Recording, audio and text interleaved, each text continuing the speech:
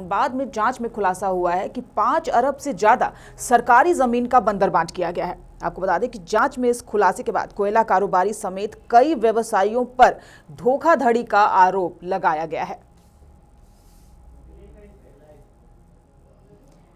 और ज्यादा जानकारी के लिए हमारे सहयोगी दिलीप हमारे साथ जुड़ चुके हैं।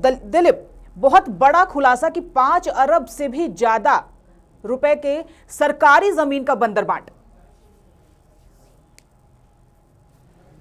देखिए, बिल्कुल ये धनबाद का आमाघाटा मौजा का मामला है और आमाघाटा मौजा में ही इस ज़मीन का बंदरबाट किया गया है। जो सरकारी आंकड़े हैं और जो जांच में यह खुलासा हुआ है कि 71 डिसमिल ज़मीन जो है वो गैर आबाद खाते की ज़मीन है और बिचौलियों ने मिली भगत करके इसका बंदरबाट किया और कई बड़े बड़े व्यवसायी, कई बड़े बड़े बिल्डर्स, कई बड़े बड़े कोयला कारोबारी इसमें संलिप्त हो गए हैं। जब जिला उपायुक्त को इस बात की शिकायत मिली तो वो पूरे मामले की जांच एडीएम लॉ एंड ऑर्डर से कराई और जांच में इस बात का खुलासा हुआ कि 5 लोगों का नाम सामने आया है, जिसमें कुमनाथ सिंह है, कोयला कारोबारी है, उनका नाम सामने आया है।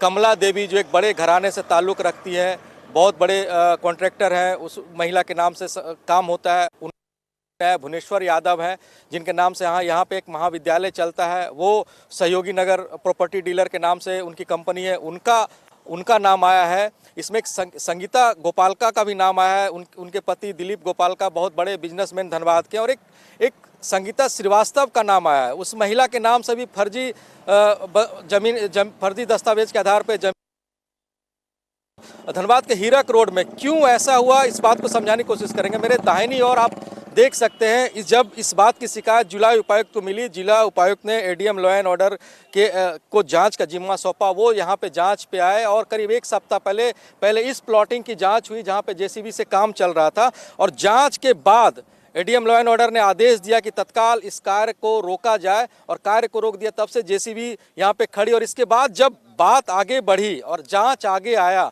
तो आप देख सकते हैं कि किस तरीके से इसके पीछे, और ये जो शॉपिंग कॉम्प्लेक्स यहाँ पे देख रहे हैं, इसके पीछे कई एकड़ गैर आबाद खाते की ज़मीन है, कई एकड़ गैर आबाद खाते की ज़मीन है, उनका इन लोगों ने बंदरबाट किया है। 71 एकड़ ज़मीन की बातें सामने आ रही है, जो एडीएम लॉ एंड ऑर्डर ने जो अपनी जांच रिपोर्ट में उस बात का जिक्र किया है।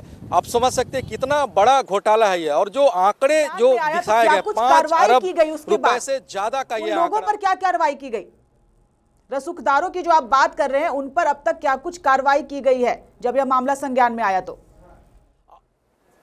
देखिए, जिला प्रशासन ने अभी इस पूरे जमीन की जमाबंदी रद्द कर दी है, और जो जमीन के मालिक हैं यहाँ पे, जिनके खिलाफ जांच में खुलासा हुआ, चाहे कुमनाथ सिंह हो, संगीता श्रीवास्तव हो, सरिता श्रीवास्तव हो, कमला देवी हो, भुवनेश्वर यादव हो, उनके खिलाफ जांच की जाएगी। और वो ये भी कोशिश कर रही है जिला प्रशासन कि आखिर कैसे उन लोगों ने गैर आबाद खाते की ज़मीन को जमाबंदी करके अपने खाते में डलवाया और फिर उसकी कालाबाजारी करके उनको बेचा है। तो उन्हें भी नोटिस किया गया है, उनसे भी पूछताछ की जाएगी। लेकिन इस पूरे खुलासे से हड़कंप मच गया है। जिन लोगों का भी नाम आया है वो अंडरग्राउंड हो गए हैं, वो सामने नहीं आ रहे, ना ही बात रह सकते हैं। लेकिन बड़ी खबर ये है धनबाद की कि कोयलांचल में 5 अरब रुपये सरकारी ज़मीन, लगभग 5 अरब रुपये की सरकारी ज़मीन का बंदरबाट किया गया है। जी, रसूखदारों और बिचौलियों की बात कर रहे हैं दिलीप, क्या इसमें किसी सरकारी अधिकारी की भी मिली भगत की बात सामने आई है?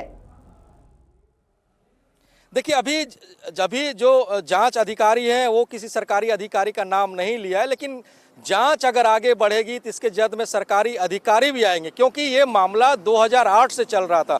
2008 से इस ज़मीन की प्लॉटिंग हो रही थी, 2008 से खरीद बिक्री की जा रही थी, और ये 5 नाम 2008 से ही शामिल थे। तो जाहिर सी बात है, बिना किसी इस ज़मीन से जुड़े अधिकारी से, बिना किसी अंचल के अधिकारी से, बिना किसी अधिकारी के सहयोग से इतनी बड़ी मात्रा में जो ज़मीन यहाँ पे, उनका बंदरबाट संभव नहीं था। हालांकि अभी किन अधिकारी इसके जद में आएंगे, कौन कौन से लोग और इसके जद में आएंगे, इसका खुलासा नहीं हुआ है। लेकिन एडीएम लॉ एंड ऑर्डर ने साफ तौर पे कहा है इनकी जमाबंदी, खरीद फरोख्त, कोई भी इस जमीन पे निर्माण तत्काल रोक दिया गया है, और जब तक जांच जारी रहेगी तब तक ये रोक लगा रहेगा। समय तक यह मामला आखिर संज्ञान में क्यों नहीं आया, क्या वजह रही? आप 2008 की बात कर रहे हैं, साल 2021 आ चुका है।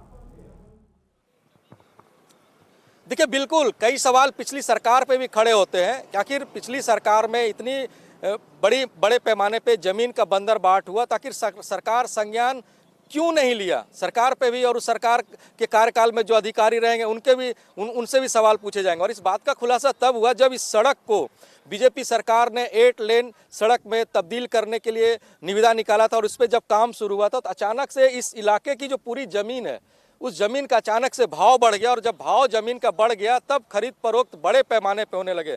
जब बड़े पैमाने पे खरीद फरोख्त होने लगे तब शिकायत की गई जिला उपायुक्त से, आखिर इस ज़मीन का अचानक से भाव कैसे बढ़ गया जबकि पहले ये गैराबाद खाते की ज़मीन थी। तब उस मामले को संज्ञान में लिया जिला प्रशासन ने और अपने स्तर से जांच किया। और जांच एक सप्ताह पहले जब किया गया था तो यहाँ पे जेसीबी को जब्त करके रखा गया है। जांच आगे बढ़ी तो इसमें 5 नाम सामने आए हैं और 5 नाम जो सामने आए हैं काफ़ी बड़े व्यवसायी धनबाद के माने जाते हैं, दबंग भी माने जाते हैं। उनके खिलाफ कार्रवाई तय मानी जा रही है। जी चलिए दिलीप, तमाम जानकारी के लिए आपका बहुत बहुत धन्यवाद। तो आपको बता दें कि 5 अरब से भी ज़्यादा सरकारी ज़मीन की हेरा फेरी का मामला सामने आया है, फर्जी वाड़े का मामला सामने आया है। रसूखदारों ने बिचौलियों की मदद से ज़मीन का बंदरबाट किया है।